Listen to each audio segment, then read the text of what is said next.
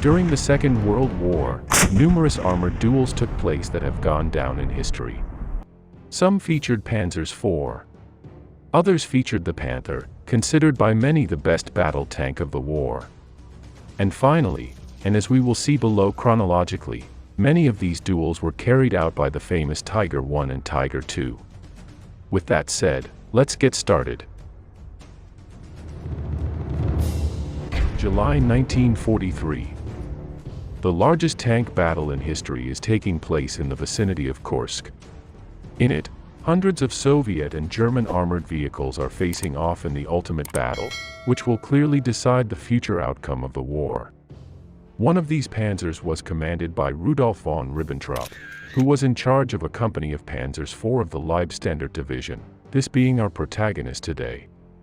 This division, along with other Waffen-SS divisions such as Das Reich and Totenkopf, had made up the 2nd SS Panzer Corps, and during the first days of the offensive during Operation Citadel, they had advanced the most. Commanded by General Paul Hauser, the 3 elite divisions of the Waffen-SS had managed to break through to the vicinity of Prokhorovka by the night of July 11th, they being the vanguard of the German army. From this point on, it would be very difficult for them to continue advancing, since their flanks were unprotected. On the other hand, a real avalanche of Soviet armored vehicles were about to fall on them, attacking them with a ferocity rarely seen. During the night of July 11th, the Germans occupied their new positions and reorganized to attack during the following day. However, his Soviet enemy was preparing to do exactly the same. Thus, in the early hours of July 12th, this was the situation and location of the 2nd SS Panzer Corps. On the left flank, the Totenkopf division was located on the banks of the Sel River. In the center we have the Leibstandard, just above the railroad tracks that started from Prokhorovka to the south, and finally the Das Reich division that was located on the right flank, a little further south than the Leibstandard. It is estimated that between the 3 divisions they had just over 200 tanks of all kinds, the most numerous being Panzers III and IV with long barrels, and only 7 Tiger-type armored vehicles are included. One of them, right in the center with the Leibstandard division, was commanded by Michael Wittmann, whose unit of 4 Tigers would destroy up to 60 Soviet armored vehicles throughout the battle. On the other hand, the Soviet forces are estimated at about 650 or 700 battle tanks of all kinds, mainly T-34, framed mainly in the 5th Armored Army of the Guard. The Soviet generals had set July 12th to launch their great attack on the German vanguard, and had as their objective the destruction of the 2nd SS Panzer Corps, and the halting of the German advance. Right in the middle of all these forces was the small company of the 22-year-old Lieutenant Rudolf von Ribbentrop, who, as his name suggests, was the son of the German foreign minister. The Soviet attack began around 10 o'clock in the morning, parallel to the railway line that went down from Prokhorovka. Suddenly, they came across a small German battalion belonging to the Leibstandard division that was a little further ahead. These soldiers quickly launched some purple flares, which served to warn the rearguard troops that a Soviet armored attack was on the way. German Lieutenant von Ribbentrop was the closest to the area and had a unit of 7 Panzer IVs. Without having any idea of the magnitude of the Soviet offensive, Ribbentrop approached the area with the intention of giving support to German soldiers, and stop the Soviet offensive. This unit was exhausted after many days of heavy fighting, but could do nothing but continue fighting. When Ribbentrop reached the top of the hill with the 7 panzers, he was completely horrified to see what was coming at him, because the whole plain was covered by Soviet tanks. Thus, and with little time to react, Ribbentrop gave the order to open fire against a group of about 20 T-34s that were approaching his hill, and that were at a distance of about 800 meters. Although they were able to shoot down a few enemy armor, Ribbentrop began to see more and more enemy columns, which were going to completely crush them. In his diary, the young German lieutenant noted the following. Suddenly, just 150 to 200 meters from me, 15 enemy tanks appeared, then 30 and then 40. Finally, there were too many to count. After a few first shots with which the Germans surprised the Soviets, the armored vehicles of the Red Army began to respond to fire and a fierce fight began, in which the tanks of both adversaries were shot down equally. The fight was at a very short distance, just 100 and 150 meters, and the young German lieutenant lost 3 of his Panzer in a few minutes. Because he was in a very advanced position, and the losses suffered, Ribbentrop was forced to withdraw towards the area where the bulk of his division was with his remaining 4 Panzers, while being pursued by about 130 enemy tanks. However, he did not have time to do so, because when he started this withdrawal action he was already surrounded. According to what Ribbentrop told in his memoirs, during this desperate combat he managed to shoot down about 3 or 4 Soviet armored vehicles at less than 30 meters away. Finding himself cut off and low on ammunition and fuel, Ribbentrop was forced to break out of the encirclement if he was to have any chance of saving himself, and move into a more defensible position with the bulk of the Leibstandard division. One of the main problems with these 4 German panzers, in addition to the ones just described, was that there was a very deep anti-tank ditch between them and the rest of their division. This ditch was part of the defensive device that the Soviets had established around Kursk, and there were hardly any points to cross it. This task of searching for a crossing point was exactly what the Soviets were doing, who were suffering huge casualties after receiving German fire from the other side of the anti-tank ditch. Once Ribbentrop saw that it was going to be impossible to cross this obstacle, he had to camouflage himself next to some destroyed Soviet armored vehicles, and it was there that he set up his ambush. Truthfully, the only thing he could do was continue fighting, and such a trap was the best he could do. Coincidentally and luckily for him, on the other side of the ditch were some German soldiers under the command of Paper, who had several Pak-40 anti-tank guns. After contacting them by radio, this German anti-tank crew was going to give them the best possible protection. This being the situation, hell broke loose on them again when a new group of Soviet armored vehicles ran into them by chance, and a very short-distance confrontation began between the tanks, added also to the anti-tank guns that fired from distance.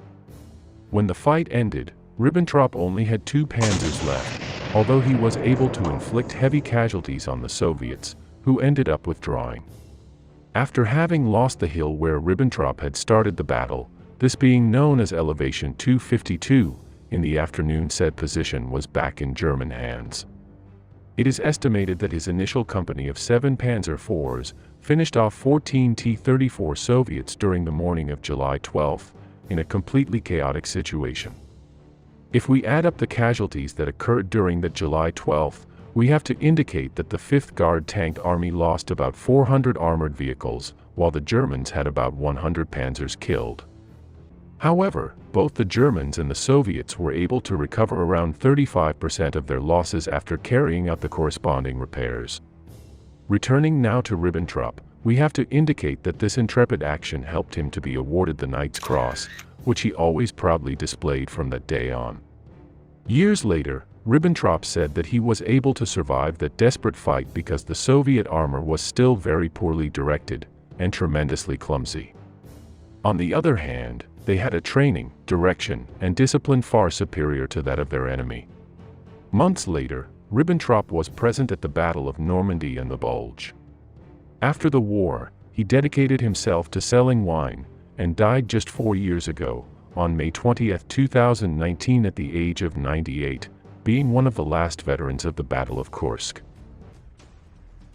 Wittmann's story in Normandy begins just 1 day after the Allied invasion, when his heavy tank battalion, which was in reserve, is assigned and sent to the area.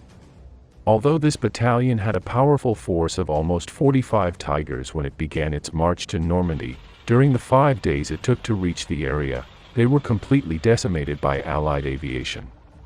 So much so that by June 12, of almost 45 tanks that the 101st Heavy Battalion had at the beginning, it only had about 15 operational tanks left. In Wittmann's company, only 6 remain. Despite this, Wittmann did not give up in the least, and prepared to fight at the first opportunity that presented itself. His unit was located in one of the most critical sectors of the Norman front, where it was believed that the Allies were going to attack. They had the mission of covering the left flank and rear of the Panzer Division layer, and the 12th SS Panzer Division that were in the vicinity of Caen. As soon as they reached the vicinity of Villers-Bocage, the Germans realized that the British had occupied the city on that morning of June 13th. At that time, Wittmann was hiding with his unit near the city. Later, when interviewed, Wittmann would declare the following, recreating the action for the press. Then, a man appeared at the command post and told me that there were cars approaching, and that he did not believe they were German. He had no idea that the enemy would suddenly appear. I saw how the American and English armored cars passed just 150 meters from my position. I have never been so impressed by enemy power as I was then. The situation before me was complicated and it was not easy to give the order to attack, but I knew that it was absolutely necessary and I decided to attack the enemy. I didn't have time to gather the rest of my unit, so I had to launch with my tank. I went towards the enemy column, surprising the English as much as they had surprised me before. Wittmann, he began firing as fast as possible, pinning down and destroying as many enemy tanks as he could. The British confusion at that moment was total and they even thought they were being attacked by a much superior force. Many Allied soldiers began to flee, abandoning their vehicles, and those who did not succumbed inside them. After having left the entire British column out of combat, Wittmann entered the city of Villers-Bocage, through which he continued destroying everything in his path. The first armored vehicles shot down by Wittmann when he entered the city were 2 Stuarts and 2 Cromwells that were right at the entrance. As he began to advance towards the main avenue of Villers-Bocage, a hidden Cromwell, belonging to Captain Dias, appeared from behind and began shooting at Wittmann's Tiger. Due to the heavy armor of the German tank, Captain Dias' 2 shots ricocheted, giving Wittmann's Tiger time to turn its turret 180 degrees, and shoot down the English tank with the first shot. Wittmann then continued advancing towards the center of the city, shooting down another Sherman that was in the middle of the avenue. As soon as we turned the alley that we are seeing on the map, the German Tiger opened fire and shot down a 4th Cromwell who was a few meters to the right of him. While Wittmann had the gun turned to the right, after having fired at the British tank, his Tiger received a head-on impact from a Sherman Firefly that was located at the end of the avenue. Quickly, Wittmann gave the order to turn the gun tower forward, and a duel began between both tanks. Because Wittmann did not have a clear vision of his objective, he decided to descend the avenue and close the distance of about 550 meters that separated him from his enemy. Once he reached the current town hall square, after making a route in which he had not stopped shooting at any time, Wittmann realized that he was in a very vulnerable situation, and that he could easily be surrounded and shot down. Immediately afterwards, Wittmann decided to turn around and return to his unit, which was fighting against the vanguard of the British column that had previously crossed Villers-Bocage. However, shortly after turning around, his Tiger received an impact on its chain, and became stuck in the middle of the avenue. After exhausting their ammunition, Wittmann and his crew abandoned their armored vehicle and escaped in a northerly direction. Once he was able to reach Dietrich's command post that afternoon, Wittmann personally informed him of what had happened. In total, in just 30 minutes, the German Ace Panzer shot down some 29 British armored vehicles, including 5 Cromwells, 2 Shermans, and 4 Stuarts. This action led him to be promoted to captain, and to be decorated again by Hitler, this time with the swords for his Knight's Cross. As if that were not enough, the Führer himself asked him to leave the battlefield and become an instructor at an academy for new recruits, but Wittmann refused. In any case, he had been prohibited from participating in more combats, since he had become a true legend and they could not allow him to be killed in combat. However, due to the critical nature of the situation, on July 10th, Wittmann took command of the heavy tank battalion, because its officer had had to be discharged due to illness. With this we come to Wittmann's last battle in which he ended up being killed. This action began with a front break that the Anglo-Canadian forces made during Operation Totalize.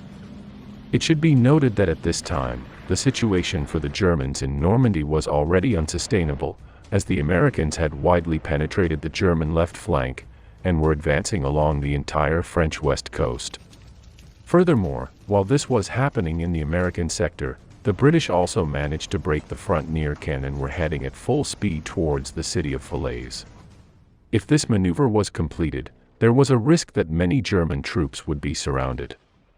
It was specifically on August 8, 1944, when the British managed to break the weak German defense and advanced south. At that time, Wittmann was near Falaise under the orders of Kurt Meyer, who was informed of this front break. It was not known exactly what size the Allied force that had penetrated the German defenses was or what its exact location was. Today it is estimated that the Allied armored force was between 300 to 600 tanks. The only option Meyer had was to launch a counterattack to try to buy some time while he managed to reorganize more troops for an effective defense. The units that Meyer had available for such an action were only 5 Tigers and 12 other battle tanks of different types, wanting to leave Wittmann in reserve. However, Wittmann insisted that he wanted to participate and lead the counterattack. Meyer told Wittmann that it was not a good idea, since they did not have any information about the enemy. They did not know both their exact position and their number. Despite everything, Wittmann insisted that he should participate, and finally Meyer authorized him. At this point, common sense makes us think that the best option was to have gone on the defensive, waiting for the arrival of the Allied tanks, but the Germans decided to go out into the open field to look for them. This, without a doubt, was a tremendously reckless act that would end up taking the life of our protagonist. While his unit advanced from the outskirts of Falaise in the direction of Caen, Wittmann was ambushed in the vicinity of Synthiox, as we can see in the image, by a series of enemy armored vehicles that were both to his left and to the right. Right of him.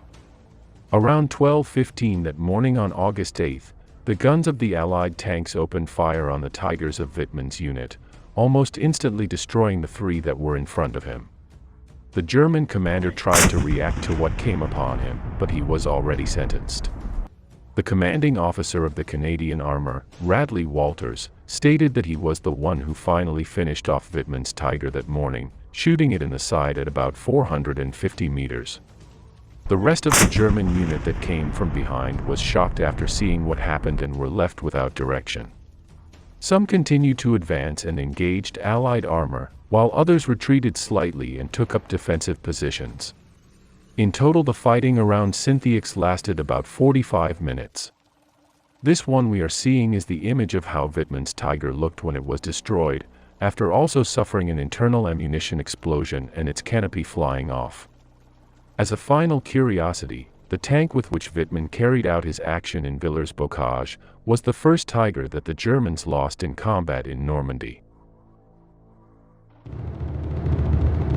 July 5, 1943. After much haste, the Germans get 200 Panther-type tanks to participate in the Great Battle of Kursk, which ended the Second World War on the Eastern Front. Although we are talking about one of the best tanks of the war, at the time of Operation Citadel they were not yet ready, and the vast majority were killed due to mechanical breakdowns. These problems would be corrected little by little, until by the beginning and middle of 1944, the German Panther was fully operational, and ready to wreak real havoc on the battlefield.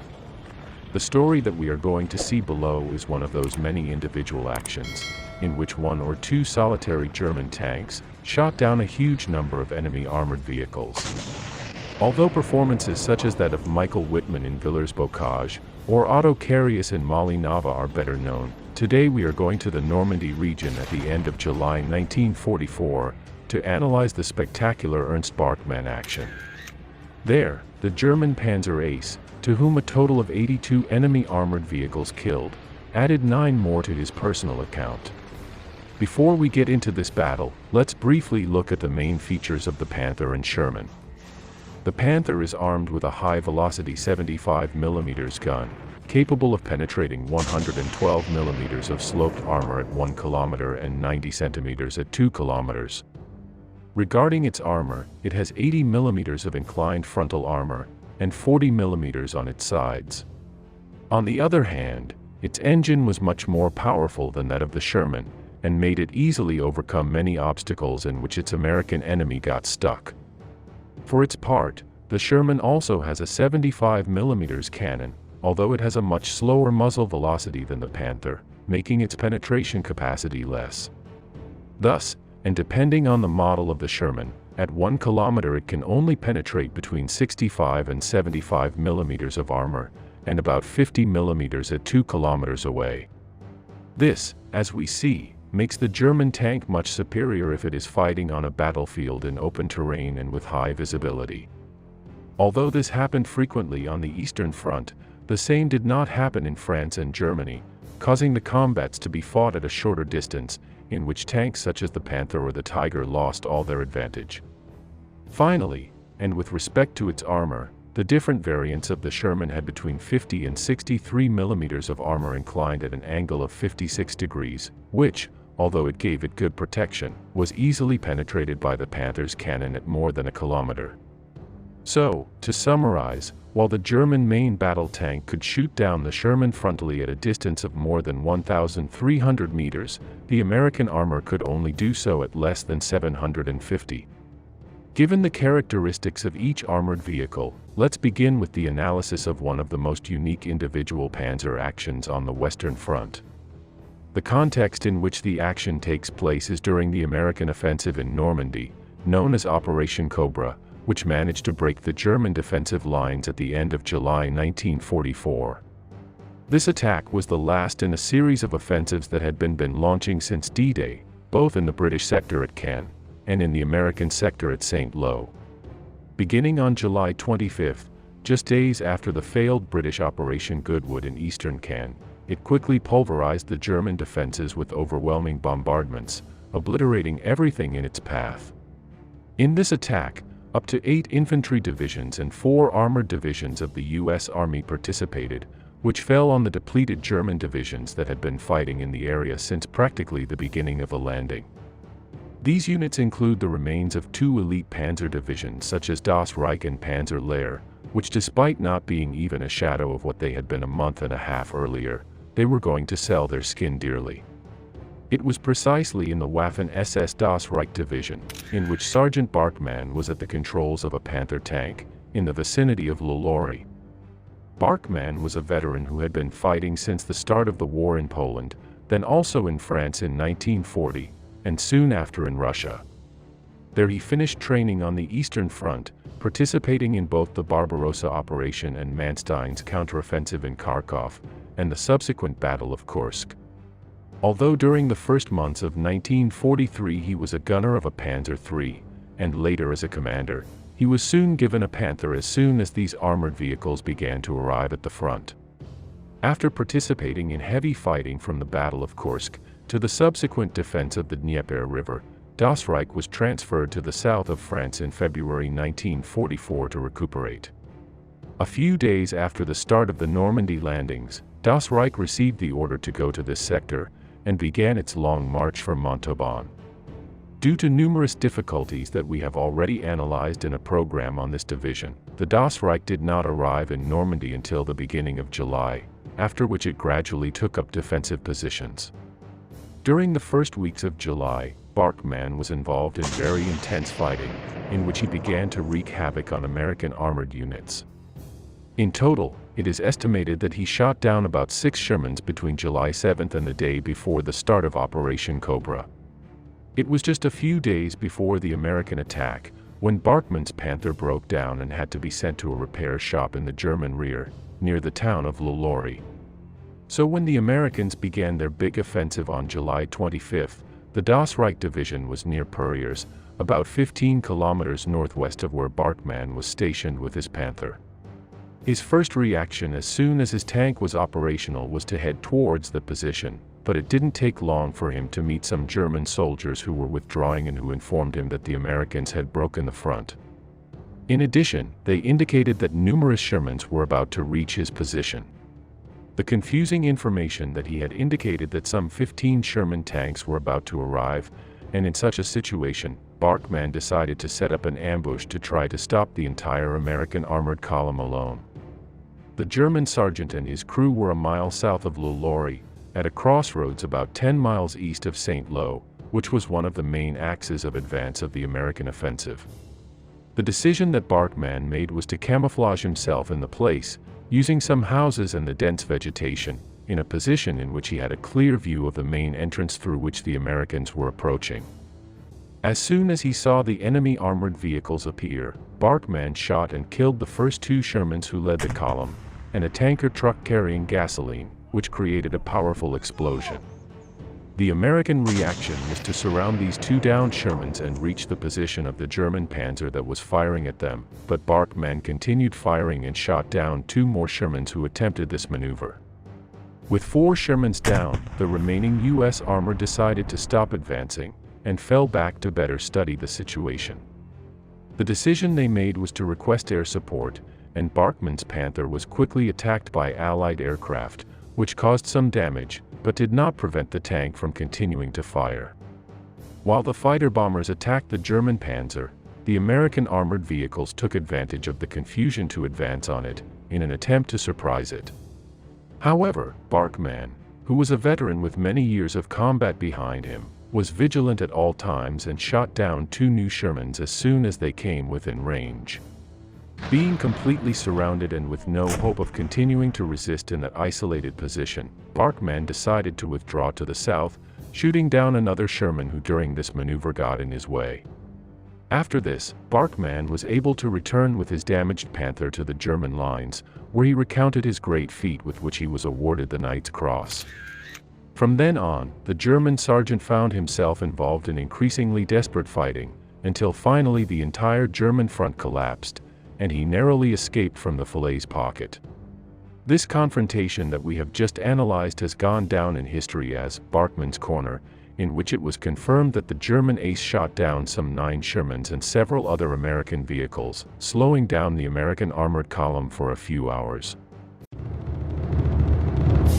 March 6, 1945. After months stuck in the vicinity of the Siegfried Line, the tanks of the famous American 3rd Armored Division made their way to the heart of the German city of Cologne, located on the Rhine. Inside the city were the remains of the veteran 106th Panzer Brigade, which had been ordered to resist Cologne to the last man. The clash of both armored forces that took place within the city resulted in one of the most iconic duels of World War II. Furthermore, the confrontation could be filmed live, and these images will be vital for the reconstruction of the battle that we are going to do below. In March 1945, on the Western Front, the Germans were being pushed into the mighty Rhine River along the entire front. Cologne was destroyed by the enormous Allied bombings, and was a shadow of what it had once been. However, as Germany's 4th largest city, it still represented an important target for the Allies. One of the most important buildings in the city was the impressive Cologne Cathedral, which although partially destroyed, still stood, dominating the metropolitan center of the city. Since the armored duel that we are going to analyze took place near it, the cathedral will serve as an orientation point. But to get there, we first need to go a little west and go back in time. By early March, American forces of the 3rd Armored Division were on the outskirts of Cologne, having been fighting virtually non-stop since Normandy. Leading the advance toward the city were the 45 tanks of Colonel Leander Doan's brigade. Of all of them, the protagonists of today's video will be the Sherman commanded by Lieutenant Karl Kellner, and the new Pershing tank commanded by Sergeant Robert Early. The Pershing, in particular, had entered combat for the first time just a few weeks ago, and had a weight of 46 tons, 100mm frontal armor and a powerful 90mm cannon. It was the American answer to the Panther and the German Tiger. The Allied attack plan was to advance on each flank of the city, closing off any escape to the north or south, while, at the same time, a central column led by Colonel Leander Doan's armor would fight its way through the heart of the city to capture the cathedral, and hopefully, the vital Hohenzollern Bridge over the Rhine. Along with them was a group of journalists, eager to film combat scenes, even at the risk of death. As the American armor approached Cologne, and began to penetrate the outskirts of the city, the resistance opposed by the Germans increased. It was here where the infantry took center stage, having to capture the houses on each street to prevent a German soldier with a Panzer facet from destroying the American tanks. The city was defended by very depleted German units, which had been retreating at full speed from the west. Most of them were troops belonging to the Volkssturm and several Volksgrenadier divisions that did not exceed 400 or 500 troops, along with the 106th Panzer Brigade, which still had several Panther-type battle tanks in its squad. In the middle of the afternoon on March 5th, the Americans began to make their way into the interior of Cologne, managing to penetrate to the vicinity of the cathedral in just a few hours.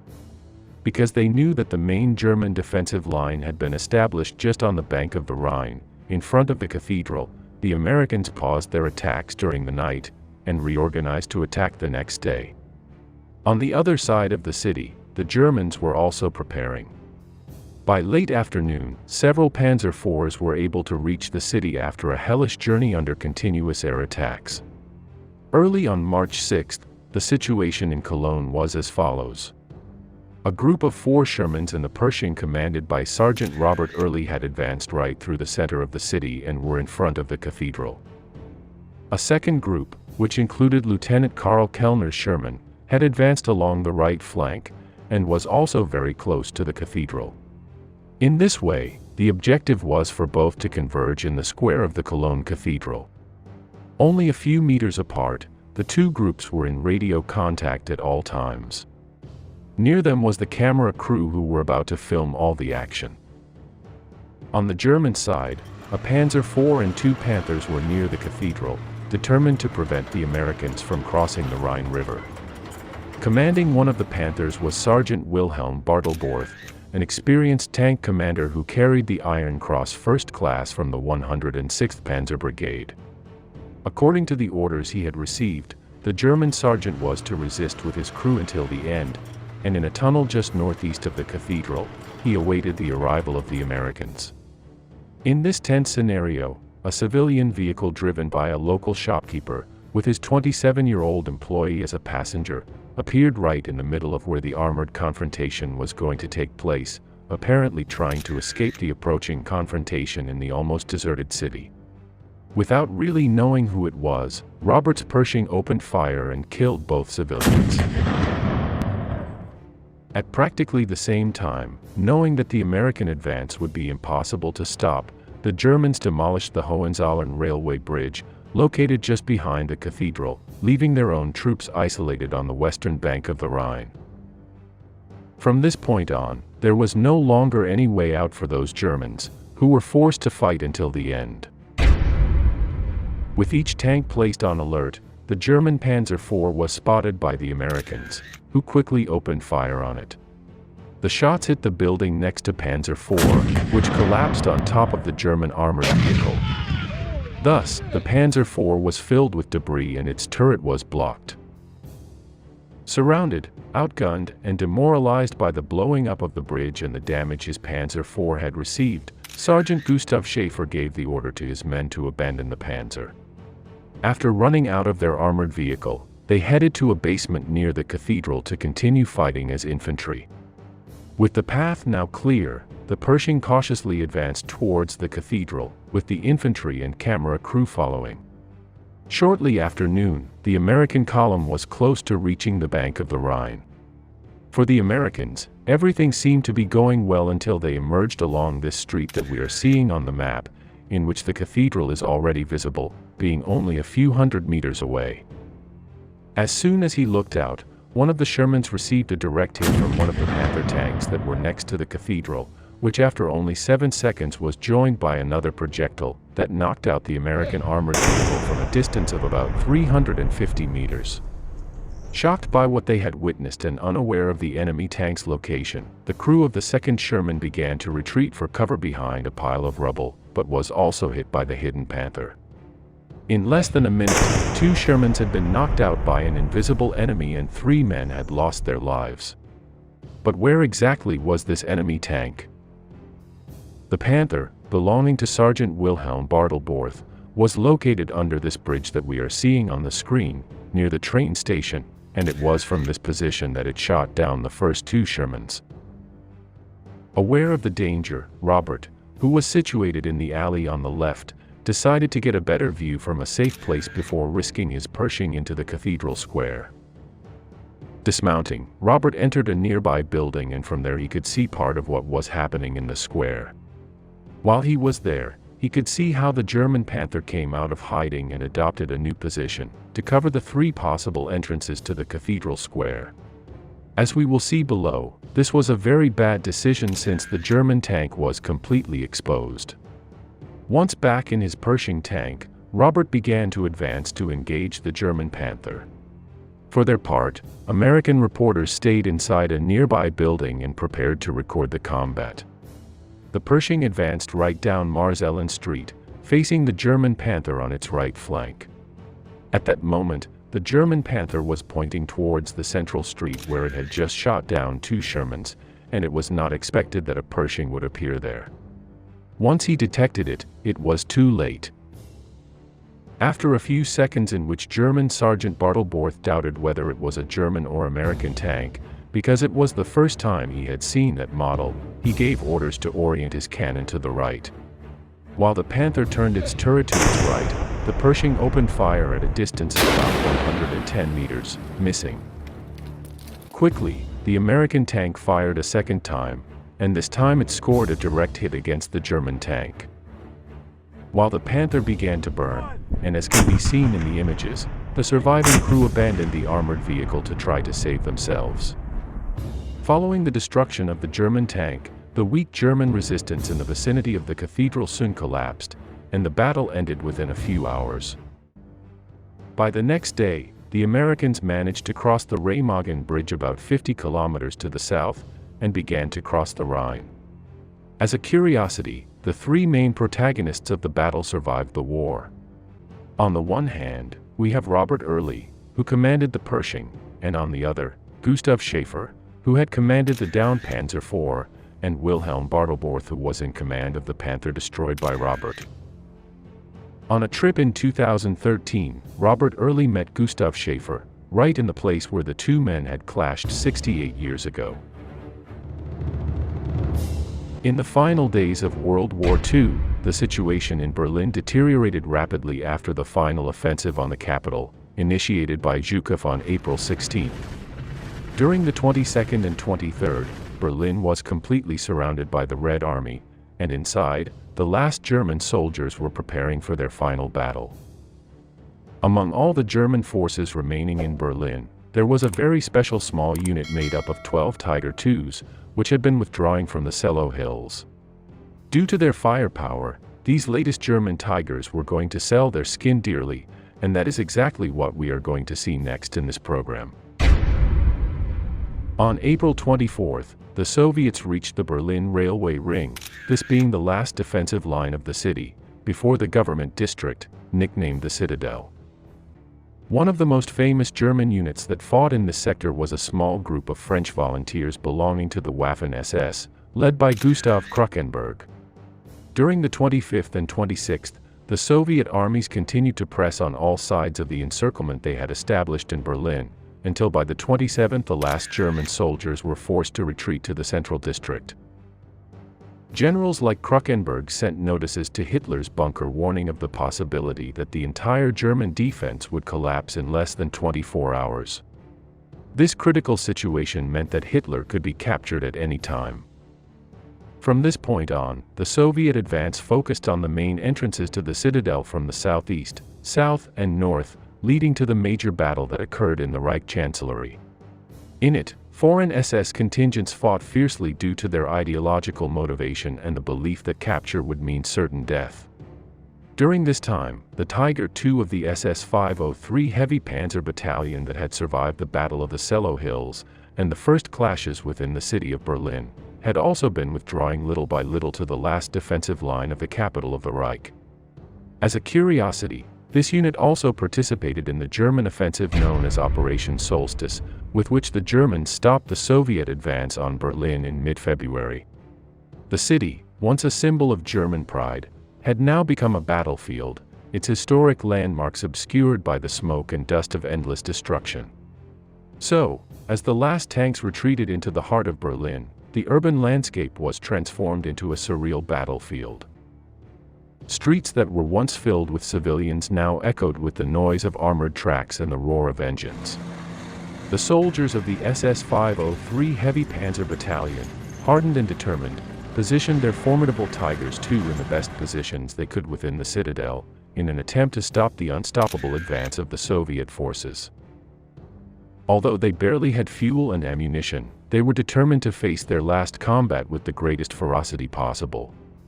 In this way, these 6 remaining Königstiger became the last line of defense in the desperate fight for Berlin. During the last days of April, the Soviets continued to press relentlessly, and their infantry continued to advance amid a hail of gunfire and explosions. The Königstiger, although outnumbered, became the central core of the all-out resistance. With almost 200 millimeters of armor on the front of its turret and its imposing cannon, they continued to be very difficult targets to destroy. In this way, these 6 remaining Tigers, battered but determined, had earned their place as indomitable symbols of German resistance.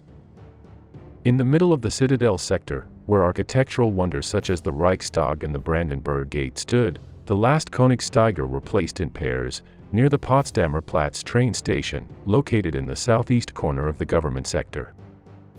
From this location, they had within range of most positions through which the Soviets could penetrate the government district, either from the north or the south.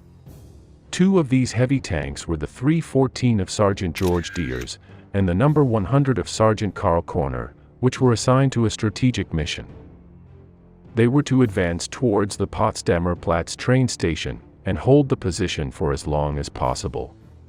This mission was crucial, since it largely depended on them whether Berlin's defenses continued to hold out, while supposedly a series of German armies were heading there to save the city. Karl Körner was an experienced soldier, and was known for his prowess on the battlefield. According to German sources, which are almost certainly somewhat exaggerated by war propaganda, during the last 3 months the destruction of almost 100 Soviet armored vehicles was attributed to him. Once they received the order, the 2 tanks began to advance through the streets devastated by the multiple bombings, causing a thunderous roar, and managing to raise the morale of the soldiers most committed to the fight. Thus, once they occupied their new position, the 2 Königstigers were fighting during the last days of April, in an attempt to stop the tide of Soviet tanks. As the afternoon of April 30th fell, Körner's Tiger was immobilized by a direct hit, and with no more ammunition or possibilities to move, the crew had to abandon the tank. On the other hand, Diers' Königstiger was able to continue operating and therefore fighting, with a count of 39 Soviet tanks destroyed, thus becoming a symbol of German resistance. The news of Hitler's death, which reached Berlin during the following day, marked a turning point in the battle. German morale plummeted and the few remaining fighters were either killed or surrendered. Faced with such a situation, Sergeant Diers finally decided to escape from the besieged city to try to save himself. The only escape route was a precarious journey across the Weidendammer Bridge to Spandau, north of Berlin.